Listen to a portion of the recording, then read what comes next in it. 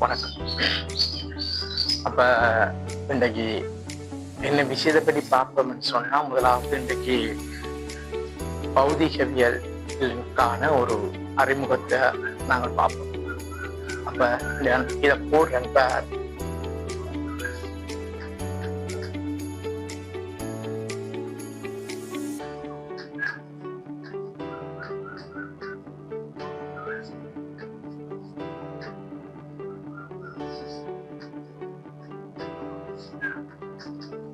பௌதிகவியலுக்கான அறிமுகம். ஓகே, முதலாவது இந்த பௌதிகவியலுக்கான அறிமுகம் என்று சொல்றது, பௌதிகம் என்று சொன்னா என்ன? இந்த பௌதீகம் என்று சொல்றது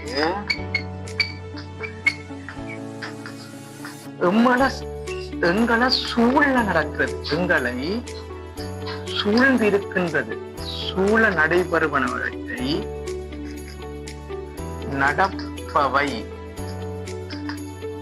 எங்களை சூழ நடக்கின்ற இந்த செயற்பாடுகளை ஒரு சயின்டிபிக் வடிவத்துக்கு கொடுக்கிறோம். ஒரு சயின்டிபிக்கா யோசிச்சா ஏன் இது இப்படி நடக்குது, என்னத்துக்காக இது இப்படி நடக்குது ரெண்டு யோசிச்சோம்னு சொன்னா அதுதான் எங்களுக்கு என்னது? பௌதீகம். அதான் பௌதீகம். இந்த பௌதீகத்துக்கான அறிமுகத்துல முதலாவது பார்க்க விஷயம், முதலாவது எங்களை சூழ இருக்கிற பிரச்சனைகள் என்ன மாதிரியாக நாங்கள் அணுகிறது என்றதை பார்ப்போம். அதுதான் பௌதிகவியலுக்கான அறிமுகம். இதுல முதலாவது இப்ப ஒரு விஷயத்தை எடுத்துக்கொள்வோம். இப்ப நான் சும்மா சொல்றேன், நான் நடக்கிறேன்னு சொன்னா இந்த நடத்தல் என்ற செயற்பாட்டுக்கு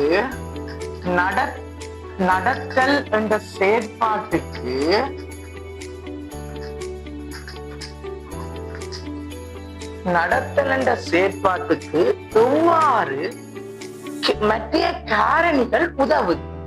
இப்ப நான் நடக்க, நான் சும்மா நடக்கேன். இப்ப நான் நடக்கிறேன்னு சொன்னா எப்படி?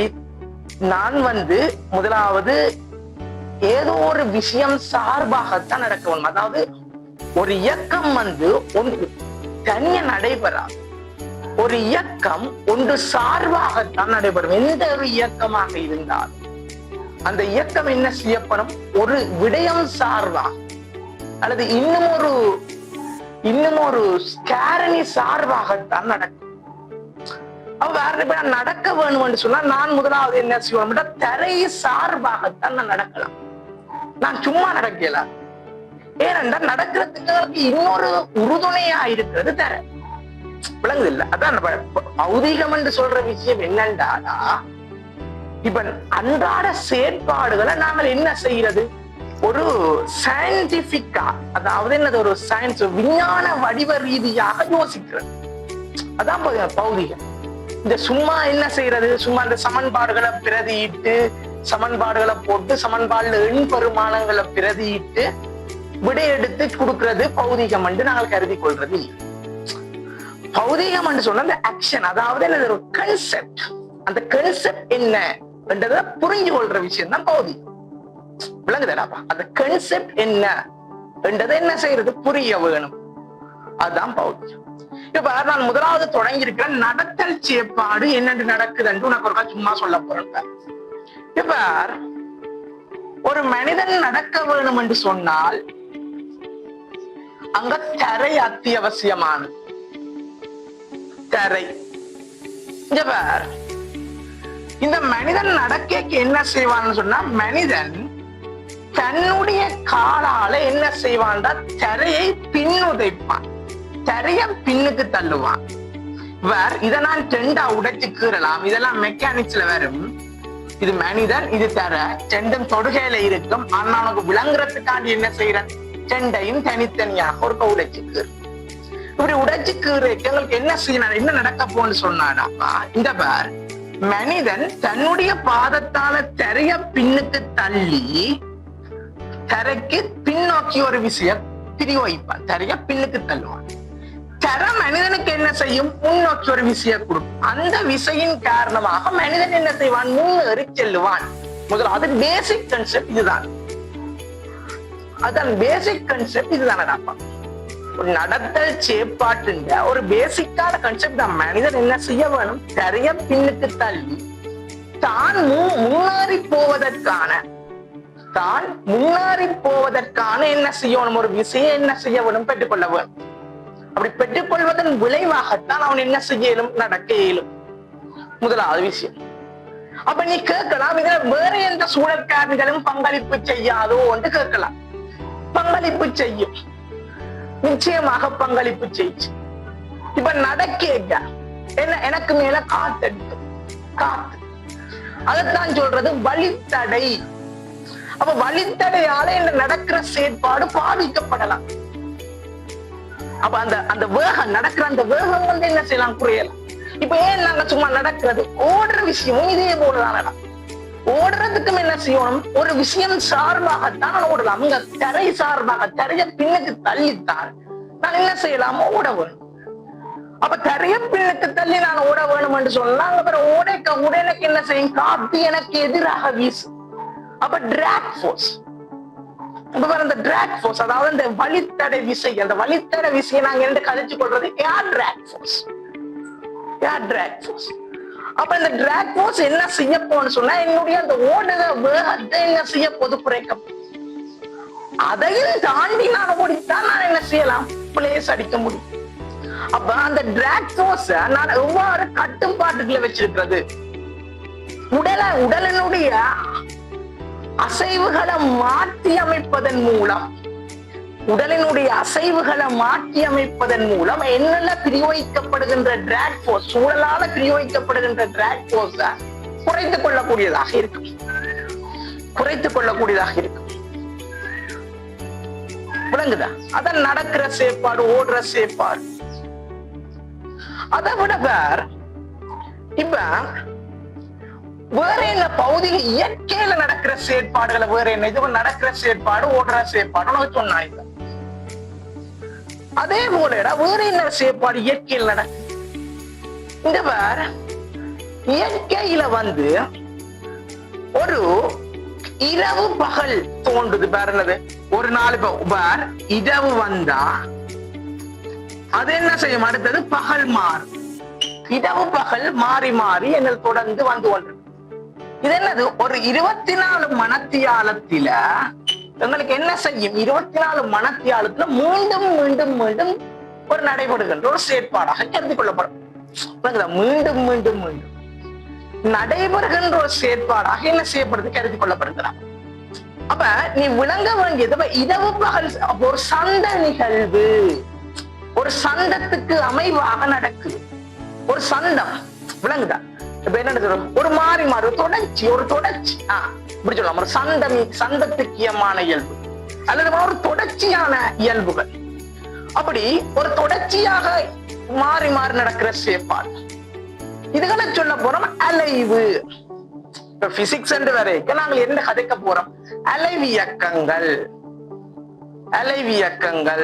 ஒரு தொடர்ந்து ஒரு குறித்த கால இடைவெளிக்குள்ள மீண்டும் மீண்டும் மீண்டும் மீண்டும் ஒரே விஷயம் ரிப்பீட்டட் நடந்தா அவ்வாறான செயற்பாடுகளை சொல்றது அலைவு செயற்பாடுகள் அல்லது அலைவியக்கங்கள்.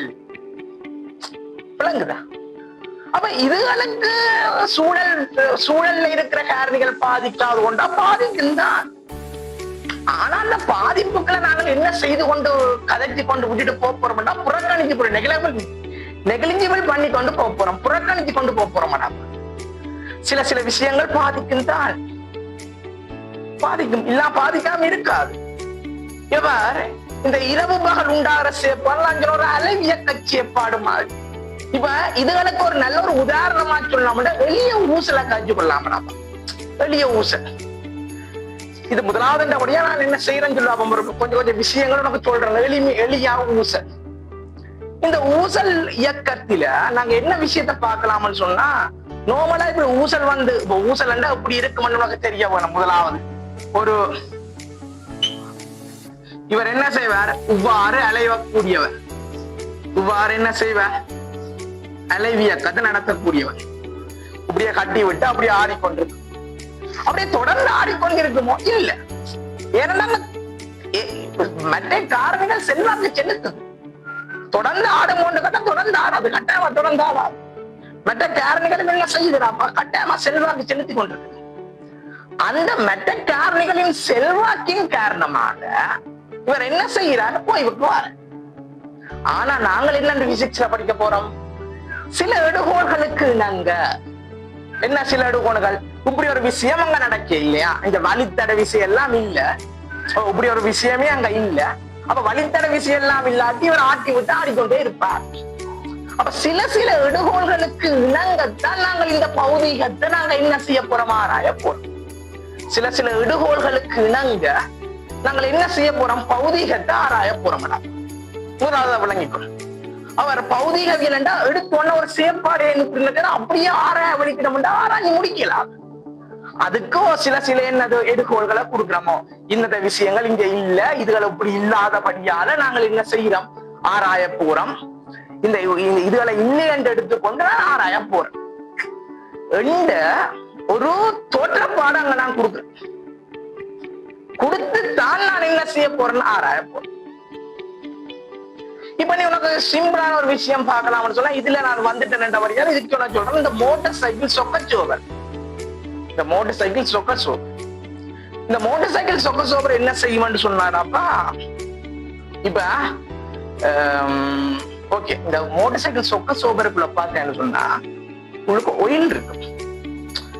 அது டம் ஹார்மோனிக் ஒசிலேஷன் சொல்றது. மோட்டார் சைக்கிள் சொக்கச்சோவருக்குள்ள நடக்கிற ஒசிலேஷன் என்னன்னு சொல்றேன்னா டம் ஹார்மோனிக் ஒசிலேஷன்.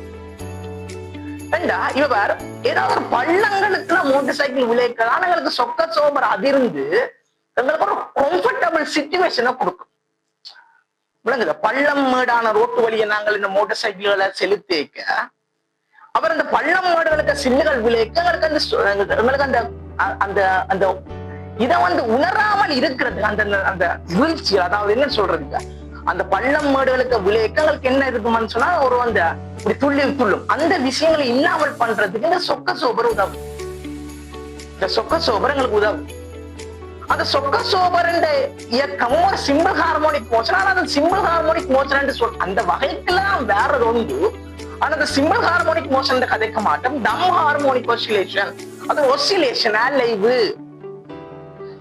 அது என்னது, அலைவு, ஒசிலேஷன், டம் ஹார்மோனிக் ஒசிலேஷன். வகை புரிஞ்சு கொள்றோம். அதுங்கட சிலபஸ்ல இல்ல. அதான் நான் சொன்ன முதலே சொல்றேன், என்னது, சில சில சில எடுகோள்களுக்கு இணங்க நாங்கள் எடுத்து படிக்க போற விஷயம் தானடாப்பா இந்த பௌதிகள். எடுத்த உடனே அப்படியே அதுக்கு கொண்டு வந்து படிக்கிறீங்களா, அப்படியே படிச்சா படிக்க இயலாது, படிக்கவே இயலாது, கரைச்ச அது கஷ்டம். எல்லா விஷயத்தையும் யோசிச்சோம்னு சொன்னா கேள்வியும் செய்யலாது, ஒரு கன்செப்டுக்கு வரவும் இயலாது. சரியா? ரெண்டதால நாங்க என்ன செய்ய போறோம்னு சொன்னா ஒரு குறித்த எடுகோள்களுக்கு நாங்க எடுத்துப்போம். நடத்தல் செயற்பாடு சொன்னான், இரவு பகல் உண்டாறது மற்ற ஒசிலேஷன் செயற்பாடு சொன்னான். இன்னும் கொஞ்சம் விஷயம் சொல்றோம். இப்ப உதாரணமா இப்படி காப்பலாம். இப்ப எங்கட இந்த வேன் கார்கள் டிசைனிங், இந்த காரை பார்த்தா உனக்கு தெரியுமாடாப்பா என்னண்டு காருண்ட டிசைன் எப்படி இருக்கும், எப்படி டிசைன் பண்ணிருப்பான் காரை. ஒவ்வொரு காரும் ஒரு விதமா டிசைன் பண்ணிருப்பான். அந்த டிசைனிங் ஏன் அப்படி பண்றான், டிசைனிங் அப்படி பண்றதுக்கு ரீசன் இருக்கு. ஏனண்டா கார் எங்க ஓட போகுது, வீதியில ஓட போகுது. வீதிக்க ஒரு ஊடகத்துக்கு தான் கார் ஓட போகுது. அதாவது ஏர் என்று சொல்லப்படுற ஊடகம், சுத்தி வழி ஊடகம் இருக்கு மாட்டாப்பா. வழி என்று சொல்லப்படுற ஊடகத்துக்கு என்ன செய்ய போறாருன்னா கார் பயணிக்க போகின்றாங்க. வழியண்ட ஊடகத்துக்கு கார் பயணிக்க எங்களுக்கு என்ன நடக்க போகுதுன்னு சொன்னா, அந்த வழிய இந்த கார் என்ன செய்து கொண்டு போகும், பிச்சு கொண்டு போகும், பிச்சு கொண்டு போகும். ஓகே, கிழிச்சு கொண்டு போகும். ஃபாஸ்டா போகாதான் நடக்கும். என்னது, வழிய தள்ளி கொண்டு போகும். அப்ப நான் ஃபாஸ்டா போறேன்னா வழி என்ன ஃபாஸ்டா போக விடாம எது இருக்கு. இப்ப கொஞ்ச நேரத்துக்கு முன்னாடி காட்சியில டிராக் ஃபோர்ஸ் அவர் தான் இவர். அந்த டிராக்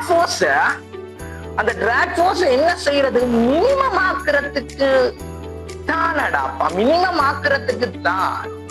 இவங்க என்னத்த இந்த டிசைனிங், காரின் டிசைனிங்குகளை ஒவ்வொரு கார்களுக்கும் ஒவ்வொரு வித்தியாசமான டிசைனிங்குகளை கொடுக்குறாங்க. எனக்கு இப்ப விளங்கி இருக்கு டிசைனிங்கு காரணமே அதுதான். என்னது அவர்ல வார தாக்குற என்னது டிராக் ஃபோர்ஸ் எவ்வளவு டிராக் ஃபோர்ஸ் எவ்வளவு தூரம் குறைக்கிறோமோ ஒரு இடத்துல, டிராக் தடை, இப்ப கார் உடைக்க காருக்கு எவ்வளவு தடை வருது, அந்த டிராக் ஃபோர்ஸ் அந்த தடை ரேக்கால வர தடையை எவ்வளவு தூரம் குறைக்கிறோமோ காரின் திறன், எபிலிட்டி, காரின் என்ன சொல்றது திறன், காரின் திறன் வந்து என்ன செய்யும் சொன்னா கூடுமடாப்பா. காரின் திறன் வந்து கூடும், விளங்குதா? காரின் திறன் கூடும். அப்ப திறன் புதுசா ஒரு வசனம் சொல்றேன். திறன் இப்ப திறனண்டா ஒரு லீட்டருக்கு எவ்வளவு தூரம் ஆள் ஓடுவேன், விளங்குதா? இப்ப லீட்டர் கதை விளங்குது. இப்ப இயற்கையோட பொருந்துதான், நடைமுறை விஷயங்களோட பொருந்துதான் பிசிக்ஸ். இப்ப ஒரு லீட்டருக்கு சில பேர் கார்களோட திறன் சொல்லுவேன் பாருப்பா, அப்படி இருக்குது. எத்தனா 15 கிலோமீட்டர் பெர் லிட்டர் கண்டா. இதன் அர்த்தம் என்ன சொல்ல? ஒரு லிட்டருக்கு 15 கிலோமீட்டர் தான் நகருவார். அவரோட திறனே இதுதான். அப்ப இது வந்து மேக்சிமம் பிரியோரிட்டி, விளங்குது உனக்கு? இது வந்து மேக்சிமம், இது வந்து 15 கிலோமீட்டர் பெர் லிட்டர். அவர் ஓடுற வேகங்கள் இதுகளை சார்ந்ததுதான் நச்சது. குறித்த ஒரு ஸ்பீட், மேக்சிமம் ஸ்பீடோட போக ஒரு லிட்டருக்கு இவர் 15 கிலோமீட்டர் தூரம் ஓடக்கூடியவர் என்றதுதான் பொருள். அப்ப நீ யோசிச்சு பாரு, திறனை வெலோசிட்டியும் என்ன செய்ய டிபெண்ட் பண்ணி நிக்குது. திறனில உங்களுக்கு என்ன செய்யுது? வெலோசிட்டியும் டிபெண்ட் பண்ணி நிக்குது. ஏன்னு விளங்குது உனக்கு? அப்ப பாரு, இது 15 கிலோமீட்டர் போய் லிட்டர் வருது இல்லடாப்பா. ஒரு லிட்டருக்கு 15 கிலோமீட்டர் ஓடுது, சரி நான் ஒத்துக்கொள்றேன். அது வந்து ஒரு குறித்த ஸ்பீடோட ஒரு அட் கன்சர்ன் வெலோசிட்டி, அது ஒரு மாறா வேகத்தோட at the maximum speed அல்லது at the maximum velocity, அந்த வெலோசிட்டியோட பயணிக்க இப்ப இந்த திறனை இவருக்கு வரலாம். ஒருவேளை அவர் தந்த ஸ்பீட் என்ன செய்யறா, கொஞ்சம் குறைச்சு கொண்டு போற, சரியா? கொஞ்சம் குறைச்சு. அப்ப வேற என்னது? குறைச்சு போன திறன் என்ன செய்ய பார்க்குன்னு சொல்லுவாங்க. இந்த திறன் இது வந்து ஒரு வேகத்தோட சம்பந்தப்பட்டது. நீ ஃபர்ஸ்ட் ஞாபகம் வச்சுக்கோ. இது வெலோசிட்டியோட டிபெண்ட் பண்ணப்பட்ட ஒரு ஆள். ஏன்னா நாங்க கேள்வி செய்ய கூட கணக்குகள்ல வந்திருக்கடாப்பா. என்ன திறன கணியன் கடைசி பாட்டுகள்ல வெறும் திறன எஸ்ஐ கேள்விகள்ல கடைசி பாட்டுகள்ல வெறும் திறன கணியன். அப்ப திறன கணியன் நீ கேட்டான்னு சொன்னா ஃபர்ஸ்ட் என்னது? காரண்ட ஸ்பீட வச்சுதான் எங்களை டிசைன் பண்ணி கொண்டு வர. ஓகே ஸ்பீட்டை வச்சுக்கொண்டு என்ன ஒரு லிட்டர் பெட்ரோல்ல வந்து எவ்வளவு பெர்சன்டேஜ் அங்க வந்து ரன்னிங்குக்கு பயன்படுகிறது, விளங்குதா? காரை செலுத்துறதுக்கு எவ்வளவு பெர்சன்டேஜ் போகுது. சும்மா இல்லைடா. ஒரு லிட்டரை எடுத்தோம்னு சொன்னா பெட்ரோல, ஒரு டீசல் எடுத்தோம்னு சொன்னா அதுல ஒரு குறித்தளவு பெர்சன்டேஜ் தானடாப்பா. அவர் குறித்த பெர்சன்டேஜ் தானடாப்பா. அதை என்ன செய்யற? அந்த வந்து இயக்கத்துக்கு போகுமாடாப்பா. மற்றதெல்லாம் என்னது? இந்த தடை விசைகளை வெல்லுவதற்காக, என்ன ஃபிரிக்ஷன் ஃபோர்ஸ்களை என்ன செய்யறது? ஓவர்டேக் பண்றதுக்கு பயன்படுத்தி கொண்டிருக்கு. விளங்கிக்கொள், இதெல்லாம் வந்து விஷயம் தான், இதெல்லாம் வந்து அறிமுகம். விளங்குதா? ஓகே இப்ப வேற ஒரு பேட்டரி பௌதிக வெளில எல்லா விஷயமும் பெருமடாப்பா. இப்ப நான் என்ன காய்ச்சினேன், இது வந்து மெக்கானிக்ஸ் விஷயம்டாப்பா. நான் சொன்ன விஷயம் மெக்கானிக்ஸ். இது வந்து சவுண்ட் விஷயம். இது வந்து SHM சிம்பிள் ஹார்மோனிக் மோஷன் சொல்றது விஷயங்கள் சவுண்ட் விஷயம்டாப்பா. அப்ப சவுண்டிலேயே மெக்கானிக்ஸ்லயும் சில புறக்கணிப்புகள் செய்யறோம், சவுண்டிலேயும் சில புறக்கணிப்புகள் செய்யறோம். அதாவது சில விஷயங்கள் இல்லை என்று எடுத்துக்கொண்டு நாங்கள் என்ன செய்து கொண்டு போறோம்? கடந்து நாங்கள் என்னது மெக்கானிசத்தை ஆராய்கிறோம். என்ன மெக்கானிசங்கள் அங்க இருக்கு, என்னென்ன கன்செப்டுகள் அங்க இருக்குது என்ற விஷயத்தை நாங்க என்ன செய்து கொண்டு வரமாடாப்பா? ஆராய்ஞ்சு கொண்டு வரமாடாப்பா. ஓகே, என்னென்ன விஷயங்கள் அங்கே இருக்கின்ற கன்செப்டுகளை நாங்கள் ஆராய்ஞ்சு கொண்டு வரோம். இது first. The second thing, second இப்ப நாங்கள் இப்படி பார்ப்போம். இப்ப ஒரு பேட்டரி இப்படித்தான் போறது, பிளஸ் இது மைனஸ். இங்க பார், இது இந்த கதை இப்ப எதுக்கு வச்சு கதைக்க போறோம்னா எலக்ட்ரிசிட்டி சம்பந்தப்பட்ட ஆள். இந்த பேட்டரியோட கதை வருதுன்னா பேட்டரி, இது எலக்ட்ரிசிட்டி சம்பந்தப்பட்ட விஷயம். இது என்ன இந்த எலக்ட்ரிசிட்டி என்று சொன்னா, ஃபர்ஸ்டா இந்த பேட்டரி பார், நான் சொல்ல போற விஷயங்களை பார் என்னது. இந்த பார், இந்த பேட்டரி, இந்த பார், இந்த பேட்டரி என்று சொல்றது ஒரு சோர்ஸ் ஆஃப் எனர்ஜி. நீ ஒத்துக்கொண்டான்னு ஒத்துக்கொள்ளாட்ட விட்டான்னா ஒரு சோர்ஸ் ஆஃப் எனர்ஜி.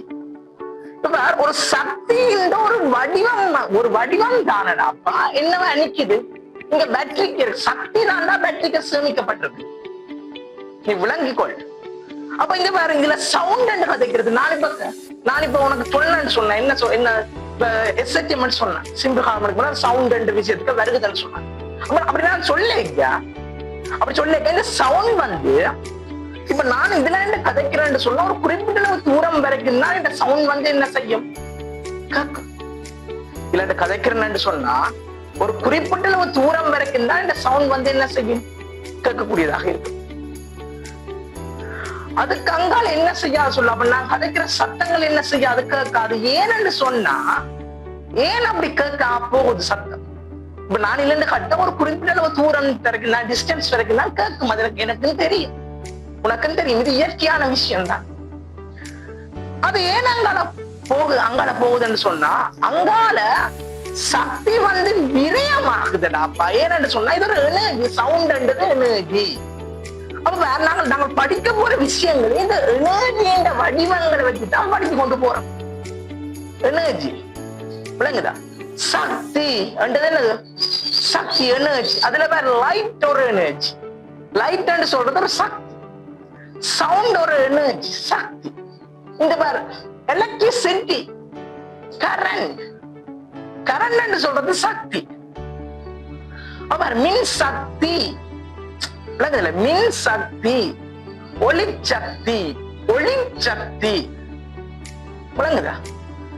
அடுத்த பார், இப்படி கணக்க விதமான சக்திகள் இருக்கு. ஓகே, கொஞ்சம் விரைக்க பார்ப்போம். என்னென்ன கொஞ்சம் வெறும் விரைக்க பார்ப்போம். ஓகே, இந்த வேற பேட்டரி சொல்றது நான் என்ன சொன்னாங்க, ஒரு சோர்ஸ் ஆஃப் எனர்ஜி என்று கருத்து காட்டினால, அதாவது சக்தியை சேமித்து வச்சிருக்கின்ற ஒரு முதல் விளங்குதா, ஒரு முதல். நான் என்ன செய்யறேன், ஒரு பல்ப் கொண்டு எடுக்கிறேன். இதெல்லாம் படிச்சிருப்பேன்னு நினைக்கிறேன்.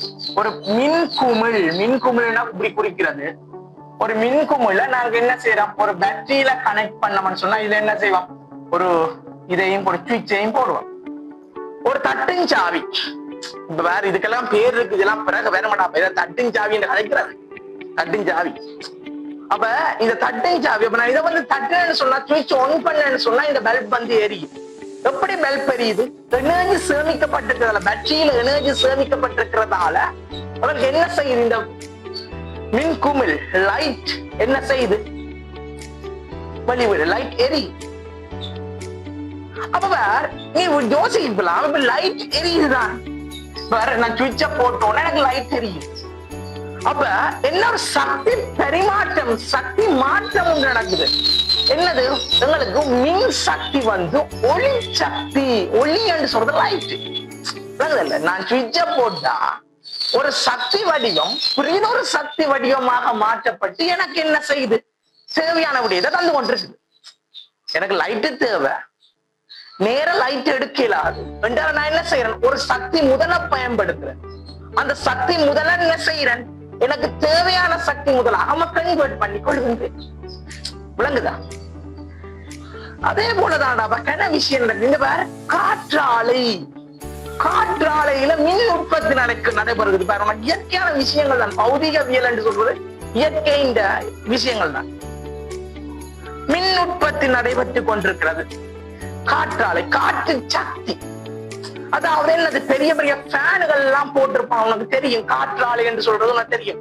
எக்கச்சக்கமான ஃபேனுகள் போட்டிருப்பான். அந்த ஃபேன்கள் என்ன செய்யும்டா அப்படி சுத்தும். அப்படியே சுத்தேக்க அவர் சுத்தேக்க உள்ளுக்கு ஒரு மோட்டர் ஒன்று இருக்கும். அந்த மோட்டர் சுத்தி என்ன செய்ய போது ஒரு எனர்ஜி வந்து அங்க ப்ரொடியூஸ் பண்ணி சேமிக்கப்பட போகுது. காற்றாலை சுழல்வதன் மூலம் உங்களுக்கு என்ன செய்யுது, சக்தி வந்து சேமிக்கப்பட்டு சேமிக்கப்படுற சக்தியை நாங்கள் என்ன சக்தியா மாற்றி கொண்டிருக்கிறோம், மின் சக்தியாக மாற்றுறோம். விளங்குதா? இதான் காற்றாலை.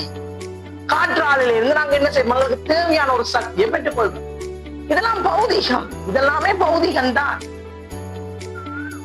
அதே மாதிரி பாரு இன்னொரு விஷயம் இருக்கு. இன்னொரு விஷயம், இப்ப இந்த நீர்வீழ்ச்சி, அதாவது நீர்நிலைகள்ல இருந்து எங்களுக்கு என்ன தேவையான மின் சக்தியை பெறது வேற 2-3 விதமான சக்தி மின் சக்தி எடுக்கிறோம். ஒன்று காற்றாலைகள் மூலம் பயன்படுத்தி நாங்கள் எங்களுக்கு தேவையான மின் சக்தி எடுத்துக்கொள்றோம்.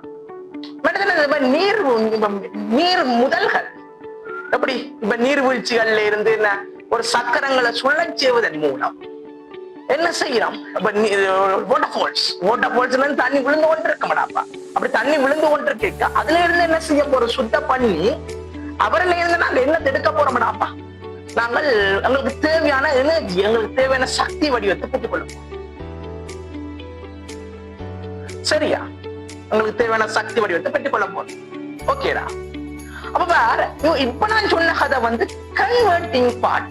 என்ன கண்டு ஒரு பிரிதொரு சக்தி வடிவம் இன்னொரு சக்தி வடிவமாக மாற்றப்படுகின்ற, கன்வெர்ட் பண்ணப்படுகின்ற ஒரு செயற்பாடை பற்றி கற்றுக்கொள்றோம். விளங்குதில்ல?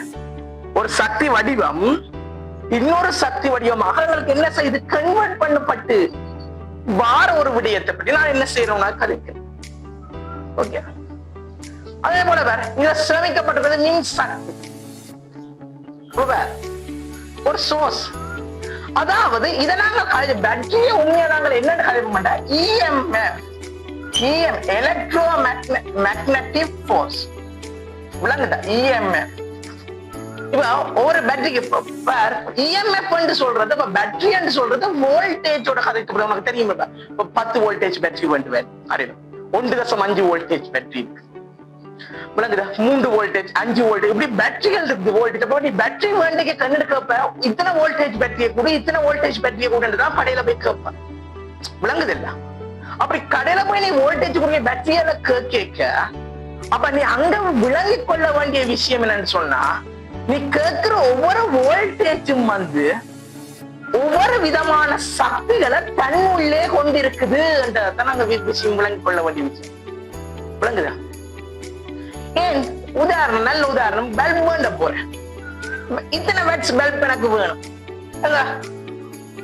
15 வாட்ஸ் பல்ப் எனக்கு கொடு, 60 வாட்ஸ் பல்ப் எனக்கு கொடு, 120 வாட்ஸ் பல்ப் கொடு.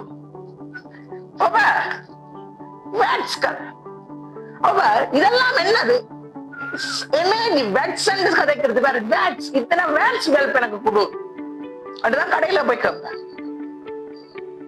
இந்த வெட்ஸ் கதை என்று சொல்லி வரைக்க, இந்த வெட்ஸ் கதை என்று சொன்னா இதுவும் வந்து சக்தியோட கொண்ட கதை தான்.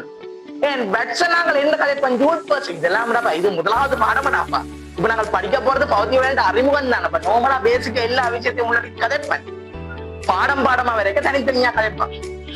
விளங்குத? பாடமா வரைக்க தனித்தனியா கதை. இப்ப நோமலா இந்த விஷயத்தை கேட்டுக்கொண்டு என்ன நடக்குது, அப்ப இத்தனை வெட்ஸ் பெல்ப கூட்டன்னு தான் இப்ப கடையில கேட்கணும்.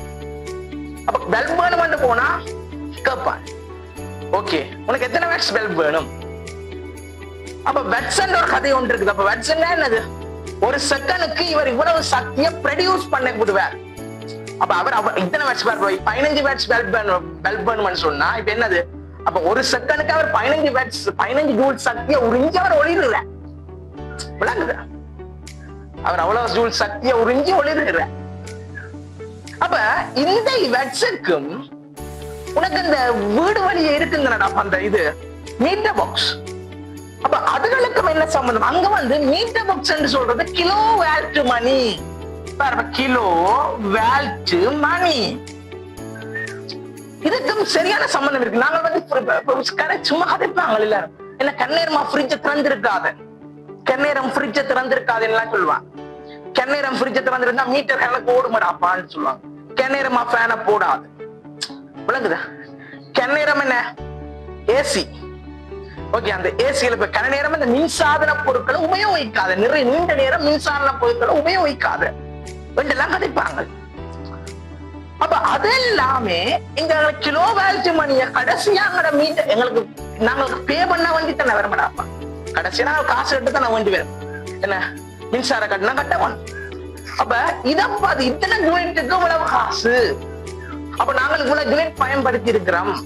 விளங்குது இல்லை, இத்தனை யூனிட் பயன்படுத்தி இருக்கிறோம். இப்ப இத்தனை யூனிட் பயன்படுத்துறதுக்கு இப்ப ஒரு யூனிட்டுக்கு இவ்வளவு பேமெண்ட் பண்ண வேணும், நீ இவ்வளவு யூனிட் பயன்படுத்திக்கிறா, சோ இவ்வளவு காசு கட்ட வேணும். அந்த நார்மல் திங் அங்க வருது எங்களோட பௌதிகவியலுக்கு, இயற்கையான விஷயங்கள் பௌதிகவியலுக்கு வரும். பௌதிகவியலுக்கு இப்ப புதுசா ஒரு விஷயத்த கொண்டு வந்திருக்கு, அந்த நீர் வளங்கள் திட்டம். இப்ப புதியது ஒரு விஷயம் நடைமுறைக்கு வருது, நீர் வளங்கள் திட்டம். என்னது இப்ப வேற இந்த எல்லா வீடு வழிகளுக்கும் இது கொடுக்குறாங்க, என்னது தண்ணி கொடுக்குறாங்க. அப்ப தண்ணிக்கும் இவ்வளவு தண்ணி பயன்படுத்துற தண்ணின்ற அளவுக்கு காசு விளங்குது இல்ல. இவ்வளவு அதுக்கு மேல அளவு திட்டங்கள் வச்சிருப்பாங்க. இவ்வளவு இது தண்ணியை பயன்படுத்துறோம், இவ்வளவு தண்ணி எடுத்திருக்கிறோம் நாங்கள், சோ அப்ப நீ இவ்வளவு காசு கட்ட வேணும். எனக்கு என்ன செய்வான் அவன், அதுக்கு கேட்பான், நாங்கள் காசு கொடுக்க. ஓகே, அதே மாதிரி இப்ப கனவுடையங்கள் இருக்கு. கனவுடையங்கள் இப்ப பல்பை பத்தி காய்ச்சது, பேட்டரிய பத்தி காய்ச்சது. சரி, இங்க பாரு, இப்ப சும்மா சொல்ல போறேன், இது எனக்கு விளங்குமோ தெரியல, இது வாரபடியா பாரு, இப்படி ஒண்ணு கீறி காட்டினா இல்ல. இப்போ உனக்கு நான் இப்படி ஒரு நாள் கீற போறேன் பாரு, எப்படின்னு சொன்னா